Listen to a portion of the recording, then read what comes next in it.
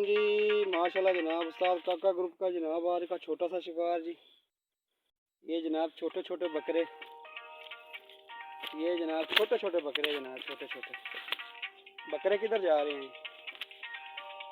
ये जनाब अभी 3:30 का टाइम हुआ है, तो अभी क्लोजिंग नहीं की, लेकिन मछली को बाहर रख रही है जी ठंडा होने के लिए। तो इंशाल्लाह मिलते हैं नेक्स्ट अगले शिकार में जी।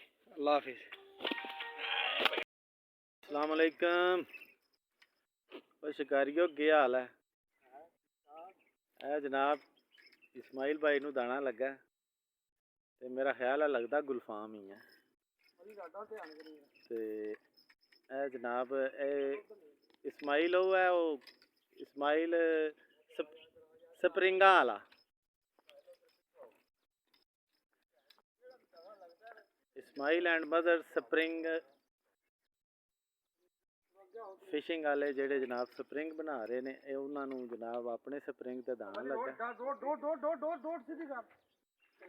सिल्वर है जी, आ गया जी।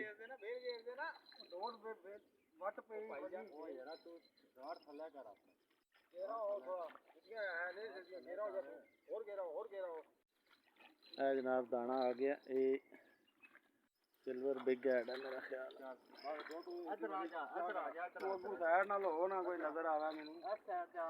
जनाब कर्नल खंडो साहब छक्का पाएंगे।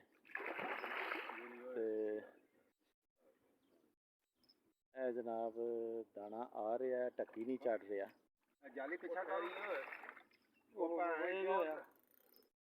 बाहर कट थोड़ा बाहर कट डोर बदले रॉड है केड़ा पहला चाई चाई चाई चाई अपर चार चार जो तो तुसी लाटर में तैयार कर दे चक लेवल क्या है।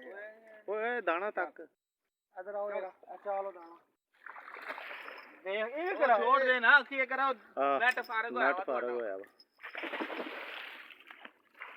चलो ए हुन मनु जरा एक बारी तकाइयो स्प्रिंगा सिस्टम। माशाअल्लाह ए लाओ ए वली ए तको जी, ए इस्माइल दे स्प्रिंग जनाब लाइव स्प्रिंग चाल जनाब कट रहे हैं। जनाब इस्माइल साहब, खंडो साहब, लाला साबर खैर जब मेनू भी जख्मी कराएगा यार। चलो और ले आओ जी वाह, लो संगियो।